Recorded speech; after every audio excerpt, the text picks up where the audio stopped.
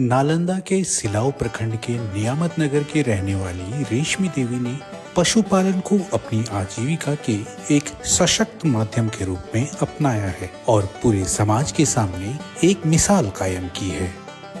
वर्ष 2021 में ग्राम संगठन की बैठक में पशु सखी द्वारा बकरी पालन एवं उससे होने वाले लाभ पे चर्चा के दौरान रेशमी देवी के मन में भी बकरी पालन की इच्छा प्रबल हुई। हम लोग 10 दीदी मिलकर के जीविका में जुड़े, एक समूह हुआ।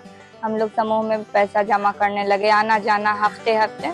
पशु सखी दीदी फिर मीटिंग में आई, वो बतलाई पशु सखी दीदी कि एक आया है इसमें ये पशुपालन के लिए जीविका में जो आप लोग कर सकते हैं। पशुपालन में बकरी का भी पालन बतलाया गया है, बत्तख का भी, मुर्गी का भी। तो फिर घर में आकर के हम अपने पति से सलाह लिए, बोले कि जीविका में ऐसा आया है कि पशु सखी आई बतलाई है कि इसमें पालन बकरी पालन का भी आया है। तो बोले हमारे पति की फिर पैसा कहाँ से आएगा। तो हम बोले कि समूह में जुड़े हुए हैं तो समूह से ही पैसा जीविका से ही ले लेते हैं। स्वयं सहायता समूह से 20,000 का ऋण लेकर रेशमी देवी ने 4 बकरियां खरीदी और पूरी तन्मयता के साथ उनकी देखभाल और पालन पोषण शुरू किया।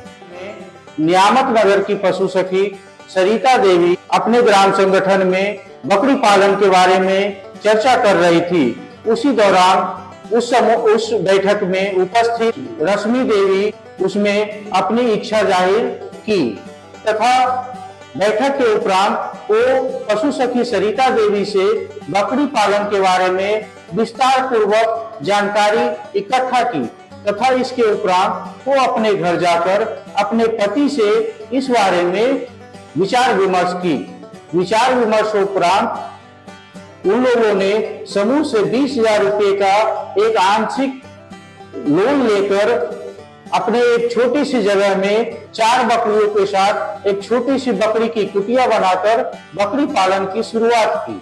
जीविका में ग्राम संगठन स्तर पर सामुदायिक सदस्यों के बीच से ही कुछ चुनिंदा महिलाओं को पशु सखी के रूप में विकसित किया गया है, जो पूर्व से ही बकरी पालन अथवा अन्य पशुपालन संबंधी गतिविधियों से जुड़ी हुई होती हैं। ये प्रशिक्षित पशु सखियां पशुपालन कर रही सामुदायिक सदस्यों के घर घर जाकर पशुओं के बेहतर पालन पोषण हेतु चिकित्सीय सेवाएं भी प्रदान करती हैं। हम रेशमा दीदी के यहाँ रेशमा दीदी फार्म खोले हैं 2022 में।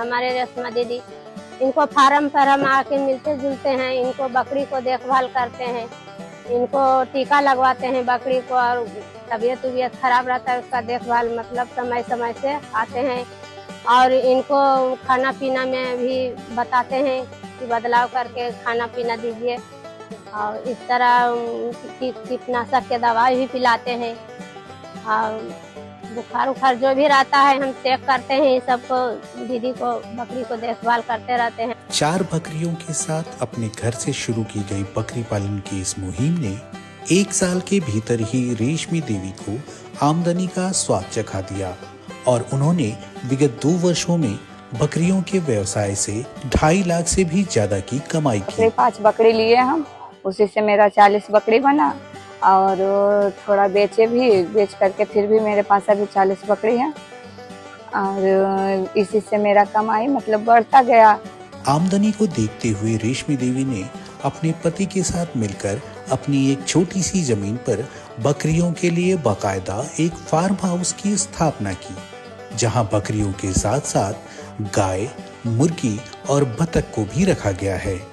मुर्गियों और बतखों के मांस के साथ अंडों और गाय के दूध के व्यवसाय का विकल्प भी रेशमी देवी को मिल गया है।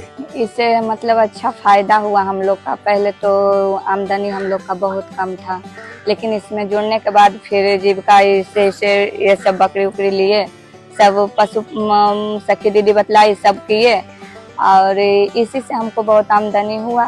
फिर मेरा बच्चा लोग को एक को हॉस्टल में रखे हुए हैं, अभी पढ़ा रहे हैं, और एक को डेली आता जाता है, बिहार शरीफ पढ़ रहा है, एक घर ही से जाता है और एक हॉस्टल में है मतलब। और उसके आगे भविष्य के लिए हम चाहते हैं कि उसका और भी भविष्य उज्जवल हो, इसीलिए हम इसका और भी आगे बढ़ाना चाहते हैं। आज रेशमी देवी एक सफल पशुपालक के रूप में विकसित होकर अन्य महिलाओं को भी पशुपालन हेतु प्रेरित कर रही हैं।